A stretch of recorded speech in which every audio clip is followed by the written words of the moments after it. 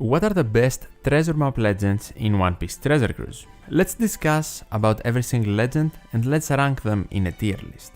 I think the tiers are pretty self-explanatory. We are going to rank them in order or try our best to do so. And obviously, everything in One Piece Treasure Cruise depends on the content you want to clear. So maybe someone from outside the top 10 can even be better than the top 5 treasure map legends, depending on the quest. Also keep in mind, this is my opinion and I don't have all of these units, so for some specific ones, especially the ones I miss, maybe I underrate or overrate them a bit. But let's begin. We totally have 14 legends in here, pullable from only treasure map Sugofests, hopefully didn't forget anyone. And we are going to talk about them in chronological order, starting from treasure map Mugiwara 56 Sanji. Even though he's the first treasure map legend ever released, I still believe he deserves a spot in the top 10. At the lower end of the top 10 list, but still there, his boosting for 4 turns is extremely valuable. He provides an ore boost and then an attack boost if an ore boost already exists, which is great, and for 4 turns, which means damage can be provided in multiple stages. On top of that, he can actually help us avoid intimidation effects and interruptions in final stages, and he also activates his special automatically in stage 1, which might help in some cases, it might not in others, it is just a plus. He can even increase his boosting through his super type, but unfortunately he does not have a lot of utility, so he can definitely not go higher. He does provide some end of turn healing and he makes chances for matching slots higher, but that utility is still not strong enough. Using him twice in our crew as double captain, for example, still has value because he then can guaranteed provide 4 turns of an ore boost and an attack boost and buff them as well, which is great. He is Psy Free Spirit, which means he has a lot of competition because a lot of great units have this combination of classes and color, but he still holds his own in my opinion and is unique with his multi-turn boosting. Next up, we have Halloween Koala, who in my opinion will be in the top 14, so the last 4 units. She's not a bad legend, she is actually very valuable if there is special rewind present in the quest. The fact that she can actually resist it from her captain ability is by far her strongest capability, in my opinion.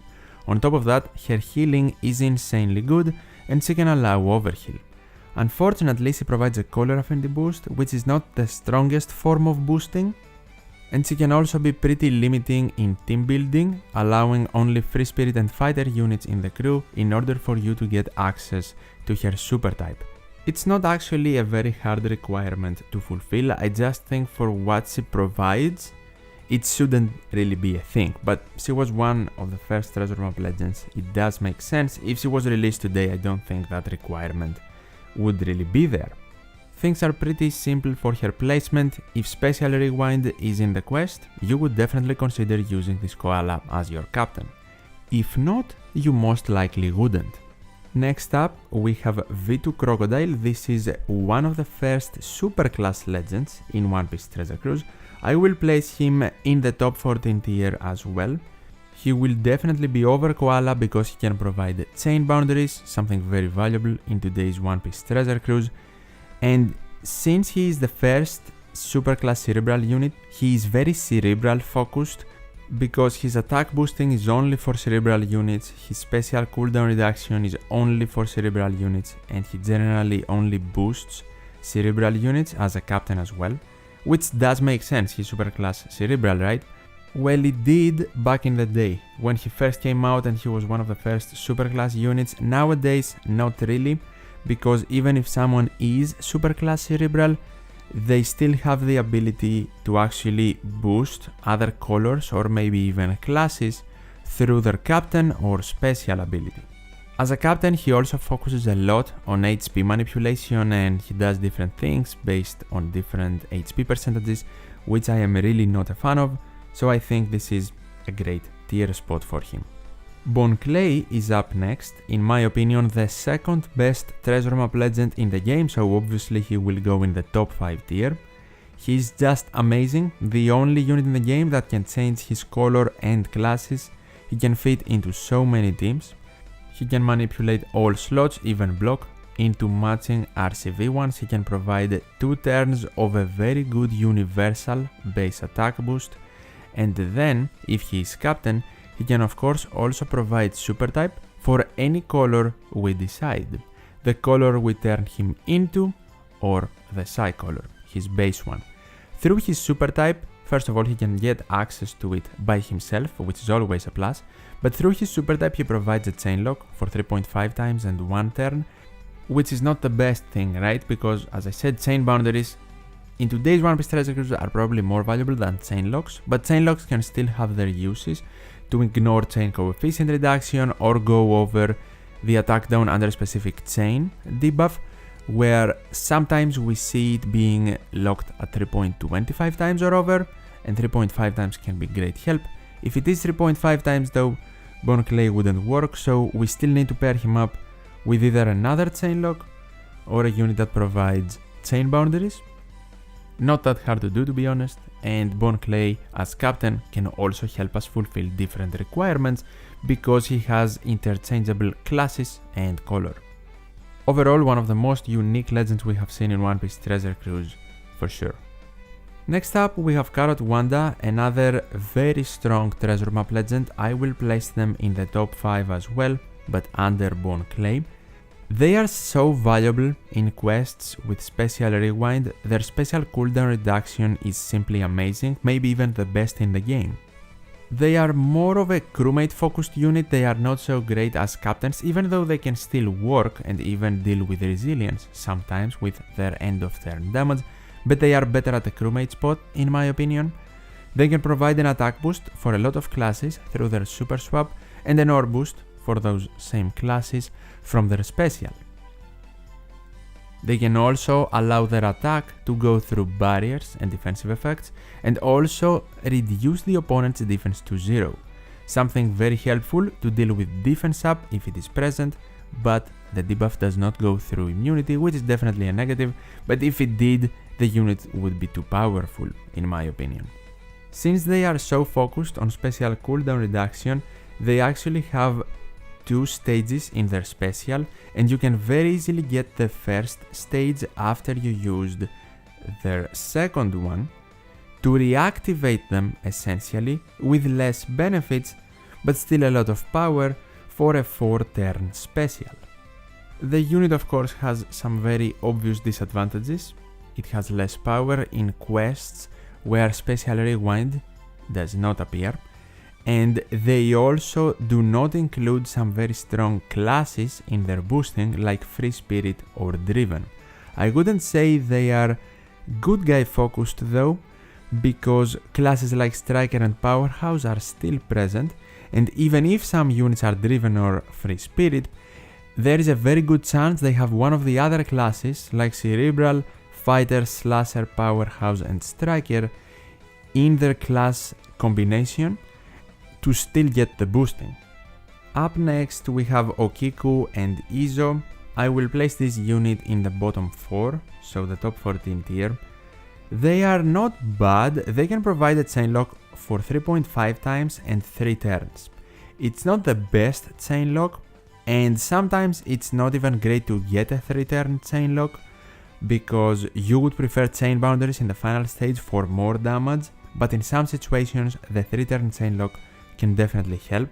They can remove 10 turns of paralysis as captains, and they can also provide a full board of Wano slots, but it is locked behind 3 different requirements, which is very annoying and actually very hard to achieve all of them. First of all, if you have 5 or more slashers, you get Captain Wano orbs. If you have 5 or more shooters, you get bottom row Wano slots, and through their super special, you can get middle row Wano slots. They can also increase their chain lock from 3.5 times to 3.8 times through their super type ability, which makes them one of the best chain lockers in the game actually. They have an even better chain lock than the Shanks crew does at 3.75 times, but of course the Shanks crew is still a way better unit and not a treasure map legend. Treasure map legend Blackbeard is up next though, and I will place him in the top 10. he can remove 10 turns of bind and provide chain boundaries for 2 different stages if we hit 2 perfects after his activation. That is actually very good, not a lot of units can do that.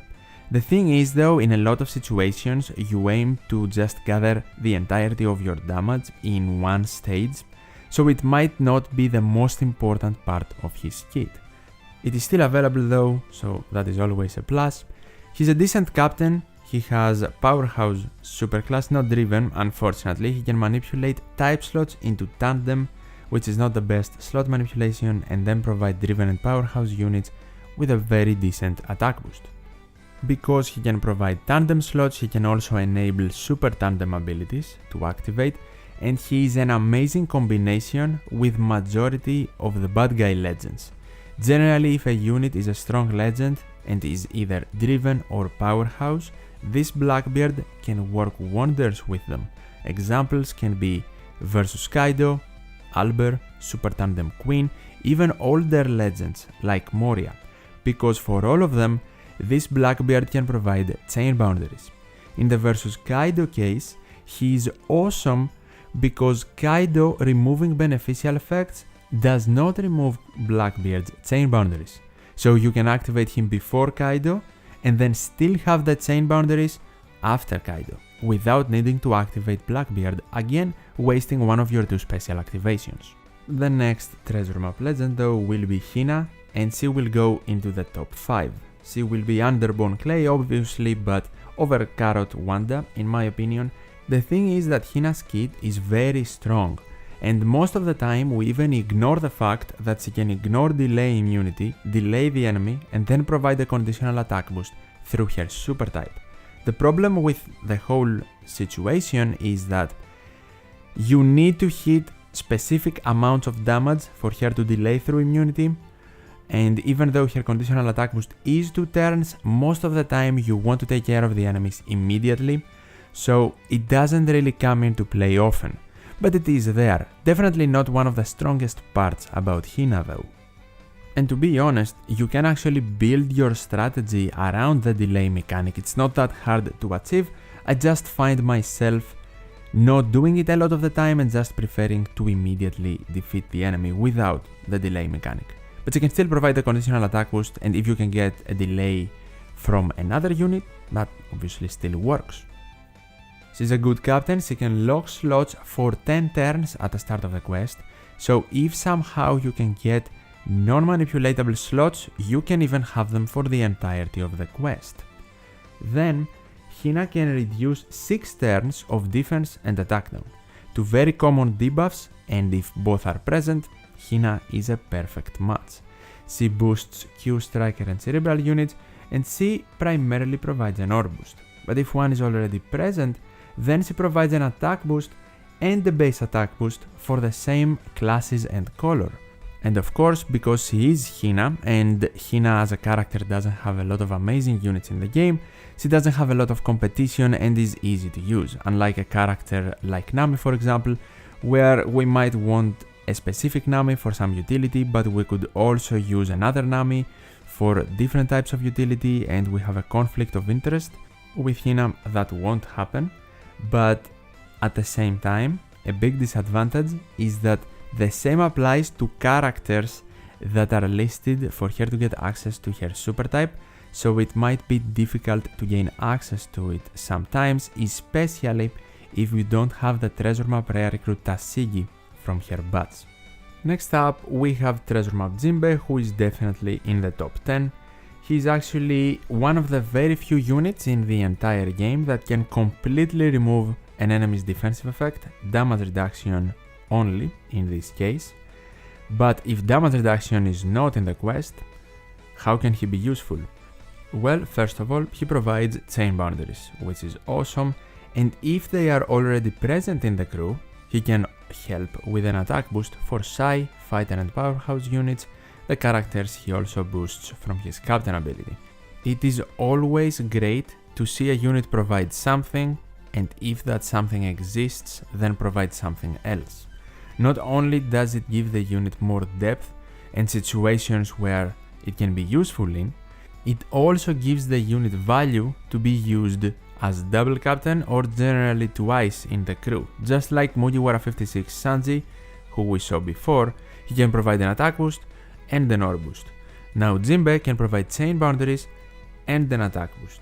And Jinbe's value goes even further because as double captain, he can remove 6 turns of threshold from his superclass ability, 3 from each activation.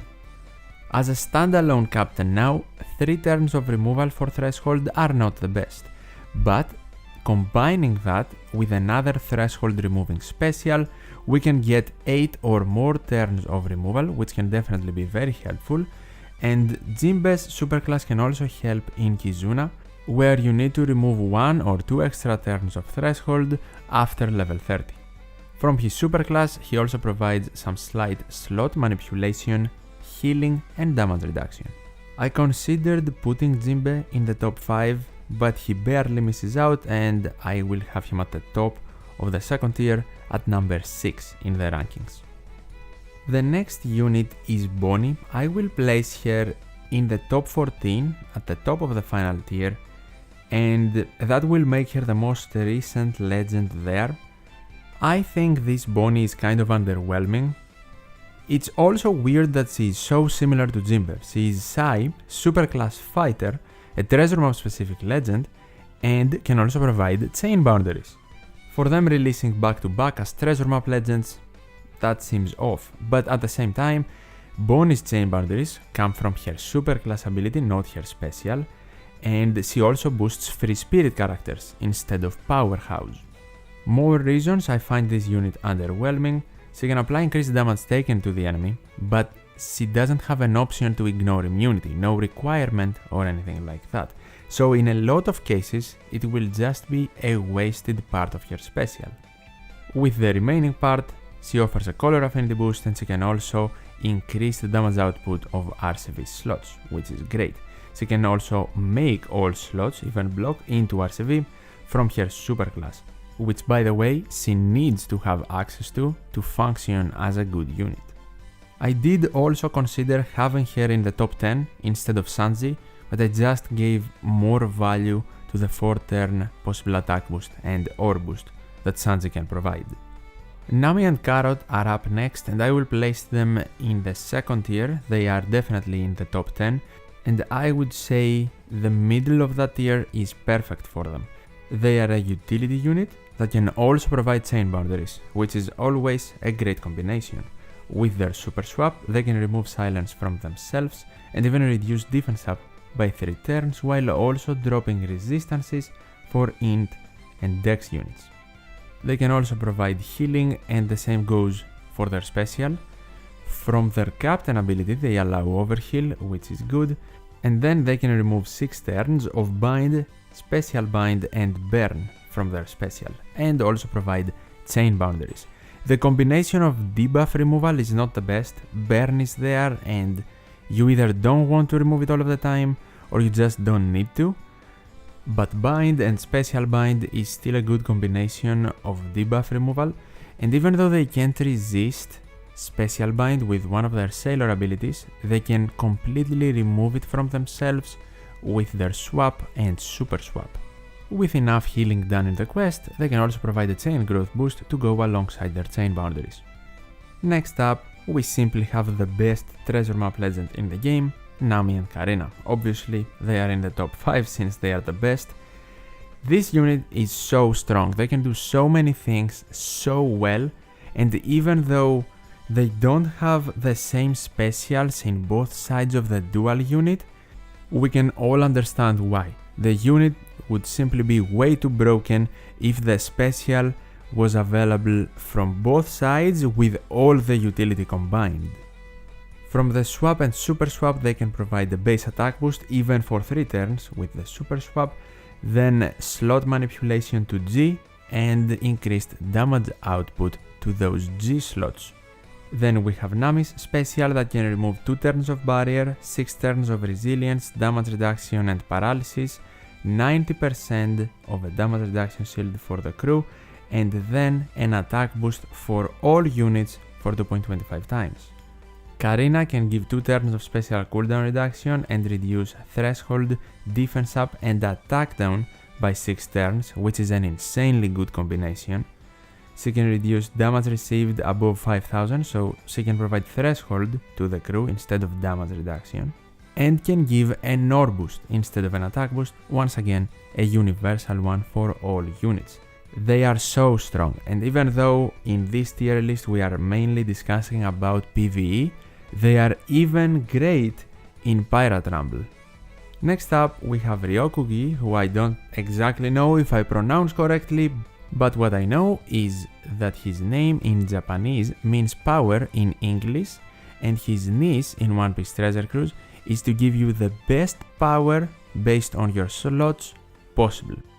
He removes slot bind, he makes all of your slots dex even through block, he makes dex slots beneficial, gives you an ore boost, and increases the damage output of dex slots.